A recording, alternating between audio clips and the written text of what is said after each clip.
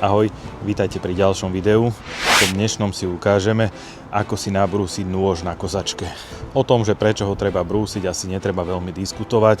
Poprvé, práca s nabrúseným nožom je oveľa jednoduchšia, menej trápite kosačku, ale hlavne, a to je to podstatné, menej namáhate trávnik. Tupý nôž nereže dobre, rez je kostrbatý a v tom horšom prípade, keď je naozaj tupý, dokáže až vytrhávať trávnik a to nechceme. Niekomu sa môže zdať samotné brúsenie možno komplikované, ale práve preto vám dnes natáčam video, aby sme si ukázali, že to nie je nič zložité. No a to, čo potrebujeme urobiť prvé, odmontujeme si nôž z kosačky, aby sa nám brúsilo komfortne. Kosačku si takto jednoducho zdvihneme. Ak máte akumulátorovú, nezabudnite s nej pre istotu vybrať akumulátor. Elektrickú samozrejme vyťahnite zo siete a pri motorovej je jasné, že nesmie byť naštartovaná. Mám tu pripravený aj takýto klátik, tým si zafixujem nôž, aby sa mi ľahšie povolovala samotná skrutka.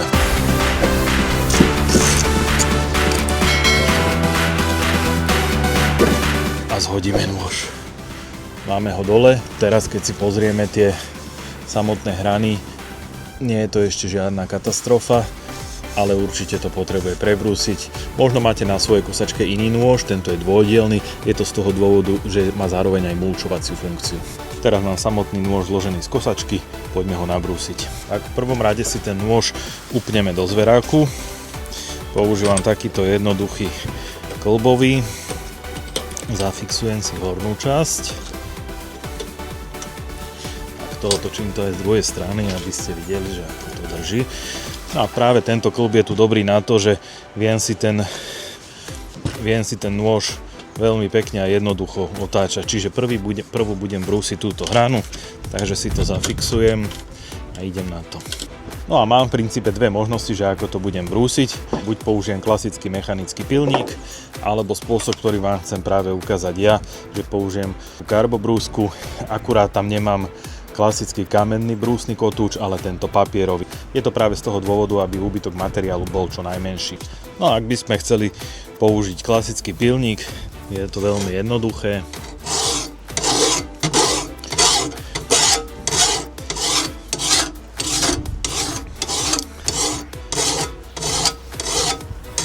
Ľahkými ťahmi smerom od seba. Už aj teraz je vidieť na tej hrane, že prvé nerovnosti miznú. No a teraz, ako som spomínal, ukážem vám, ako to robím s tou brúskou.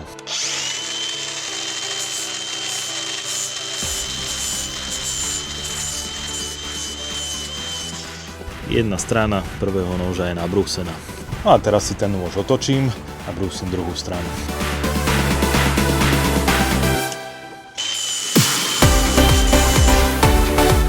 A vlastne pri samotnom brúsení vždy vlastne tuto zostávajú také mierne nabrúsené hrany, čiže zoberiem si plochý pilník a s minimálnym uhlom si to len začistím. Tak, nôž je krásne ostrý. V tomto prípade to máme len jednu časť, ideme ešte na tú druhú mulčovaciu. Práve tu máme ďalšiu výhodu brúsenia s brúskou. Zatiaľ, čo tu na to bola rovná hrana, kde som si mohol poradiť aj s plochým pilníkom. Tu už je ten nôž do oblúka, ani ho dokonca nemusím rozoberať, ale pekne si ho prebehnem.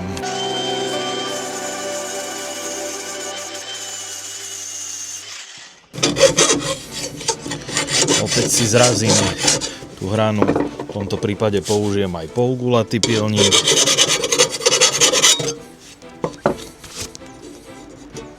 Je to pekne ostré. Otočíme a nabrúsime aj túto druhú časť.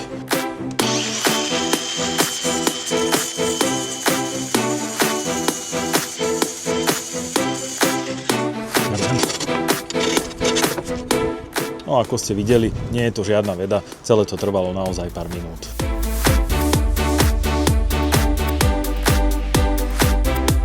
Nože sú pekne ostré, teraz ich namontovať ešte na kosačku. Nezabudnite, ak to montujete späť, vyčistiť, vyfúkať tieto dosadacie plochy. Nahodíme to naspäť. Takisto je dobré, aby to bolo čisté aj túto na kosačke, ale keďže to dobre dosadalo, tak sa tam žiadna nečistota nedostala. Nahodíme nôž. Dotiahnem najskôr zľahka. Znova si podložím klátikom. Dotiahneme. Netreba to s tou silou preháňať, aby ste nestrhli náhodou závit, lebo to už by bola potom náročnejšia oprava. Tak, nôž je tam a môžeme ísť kosiť. Ďakujem, že ste si video pozreli, verím, že vám bude nápomocné. Ak máte akékoľvek otázky, ako vždy, píšte do komentára a vidíme sa na budúce. Ahoj.